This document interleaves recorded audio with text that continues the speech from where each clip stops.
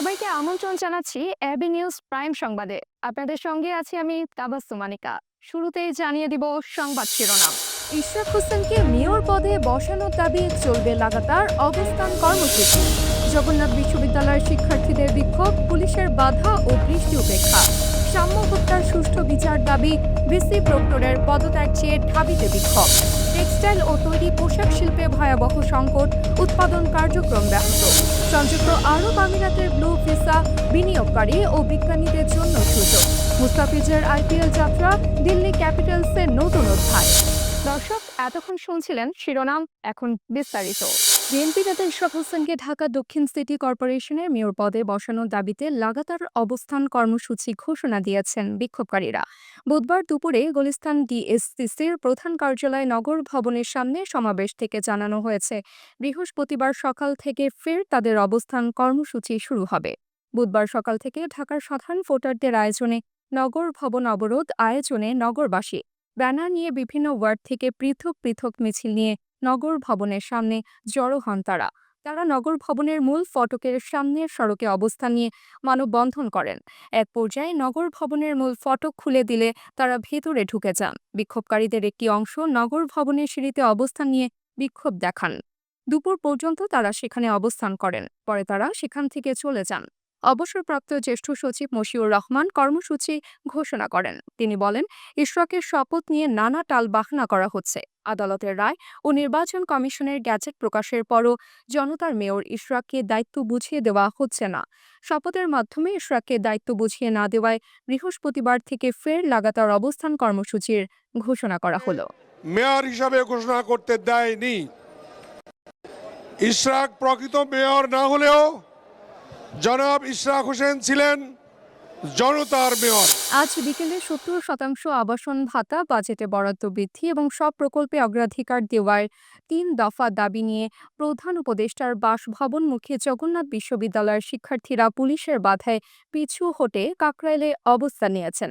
বিকেল ২:৩০টার দিকে বৃষ্টি শুরু হলে শিক্ষার্থীরা বৃষ্টির মধ্যেও তাদের দাবির পক্ষে টানা স্লোগান দিতে থাকেন। এর আগে বুধবার বেলা 11:30টার দিকে বিশ্ববিদ্যালয় ক্যাম্পাস থেকে লং মার্চ টু যমুনা শুরু করেন জগন্নাথের শিক্ষার্থীরা।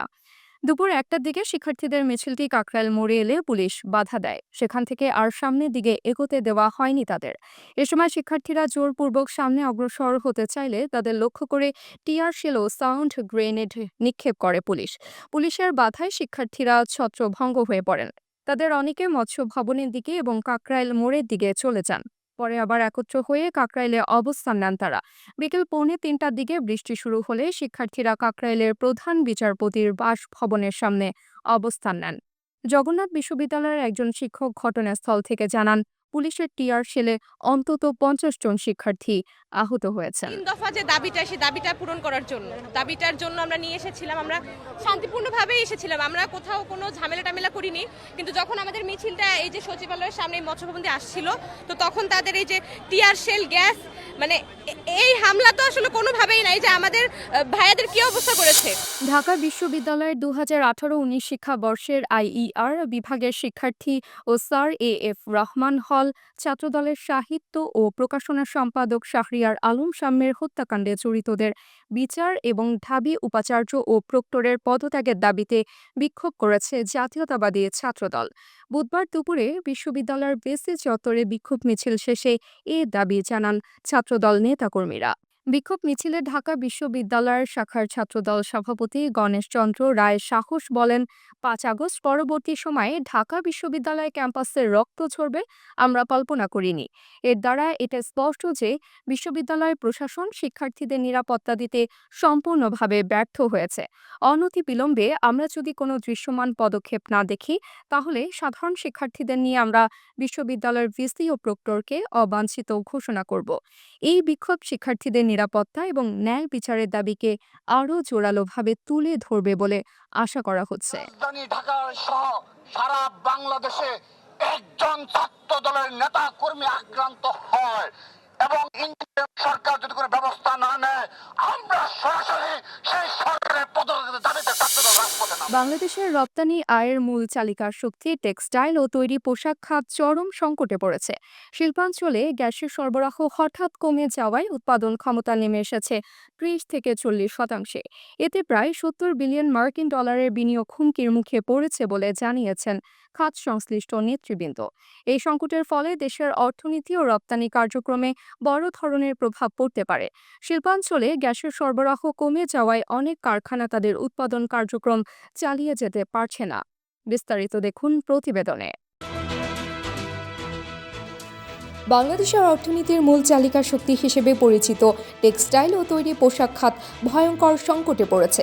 শিল্পাঞ্চলগুলোতে গ্যাসের সরবরাহ হঠাৎ কমে যাওয়ায় উৎপাদন ক্ষমতা হ্রাস পেয়েছে 30 থেকে 40%।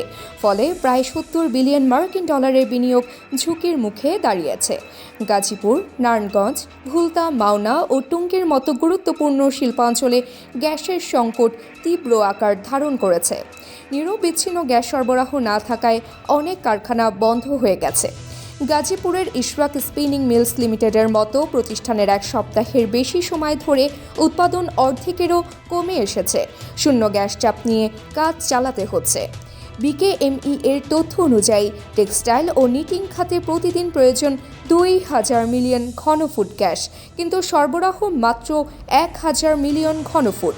এই খাতে বিনিয়োগের পরিমাণ 25 বিলিয়ন ডলারের বেশি, যা দেশের মোট রপ্তানি আয়ের প্রায় 30 বিলিয়ন ডলার। বিকেএমই এর সভাপতি মোহাম্মদ হাতেম সতর্ক করে বলেন, সরকার গ্যাসের দাম বাড়ালেও সরবরাহ বাড়েনি। মিলস অ্যাসোসিয়েশনের তথ্য অনুযায়ী প্রতিটি স্পিনিং মিল প্রতিদিন গড়ে 25 লাখ টাকার লোকসান গুনছে। সংকটের মূল কারণ শুধু গ্যাসের অভাব নয়, কোভিড-19, রাশিয়া ইউক্রেন যুদ্ধ, মুদ্রাস্ফীতি, বৈদেশিক মুদ্রার দর পতন এবং যুক্তরাষ্ট্রের শুল্ক নীতির পরিবর্তনও বড় ভূমিকা রাখছে। বিশ্লেষকদের মতে ডলার বিনিময় হার 85 টাকা থেকে বেড়ে 122 টাকায় পৌঁছানো সংকট আরও বাড়িয়ে দিয়েছে। এখন সময় হলো দ্রুত এবং কার্যকর উদ্যোগের, অন্যথায় এই শিল্পের ভবিষ্যৎ অনিশ্চিত হয়ে পড়বে। AB news text report.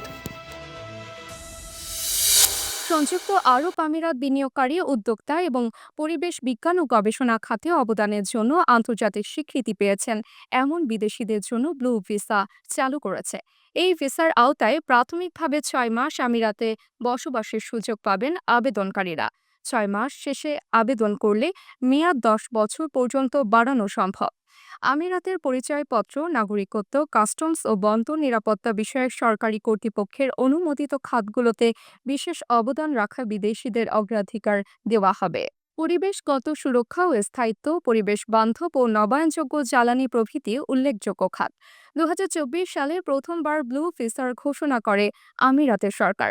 প্রায় 1 বছর পর তা চালু করা হয়েছে। যারা ব্লু ভিসার জন্য আবেদন করতে আগ্রহী তাদেরকে প্রথমে আইসিপির ওয়েবসাইট বা অ্যাপে যেতে হবে। সেখানে প্রয়োজনীয় ব্যক্তিগত তথ্য ও অর্জন বিষয়ক তথ্য প্রদান করতে হবে। ভিসা ফি প্রদান শেষে আবেদন গ্রহণের বিষয়টি ইমেইলের মাধ্যমে জানানো হবে।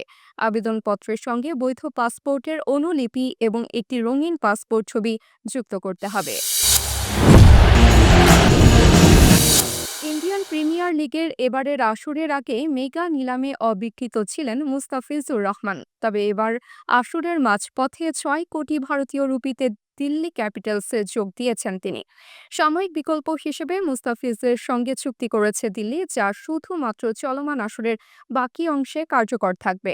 মূলত জ্যাক ফ্রেজার ম্যাকগার্কের বদলি হিসেবে মুস্তাফিজকে দলে নিয়েছে দিল্লি। এই অজি ওপেনার নিরাপত্তার শঙ্কায় আইপিএলের বাকি অংশ খেলতে অস্বীকৃতি জানিয়েছেন।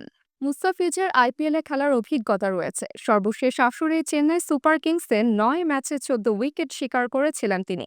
2016 সালে সানরাইজার্স হায়দ্রাবাদের শিরোপা জয়ে বড় ভূমিকা ছিল মুস্তাফিজের। মাত্র 6.90 ইকোনমি রেটে 17 উইকেট নিয়ে টুর্নামেন্টের সেরা উদীয়মান খেলোয়াড়ের স্বীকৃতি পেয়েছিলেন তিনি। 17 মে থেকে শুরু হচ্ছে স্থগিত হওয়া আইপিএলের বাকি অংশ। ভারত পাকিস্তানের সামরিক সংঘাতের পর 1 সপ্তাহের বেশি বন্ধ থাকার পর ফের মাঠে গড়াচ্ছে এবারের আইপিএল। দর্শক, এতক্ষণ আমাদের সঙ্গে থাকার জন্য ধন্যবাদ। সর্বশেষ সংবাদ পেতে ভিজিট করুন আমাদের ওয়েবসাইট www.abnewsinternational.com এ। সেই সঙ্গে নিয়মিত ভিডিও নিউজ পেতে আমাদের ফেসবুক পেজ ও ইউটিউব চ্যানেলে চোখ রাখুন।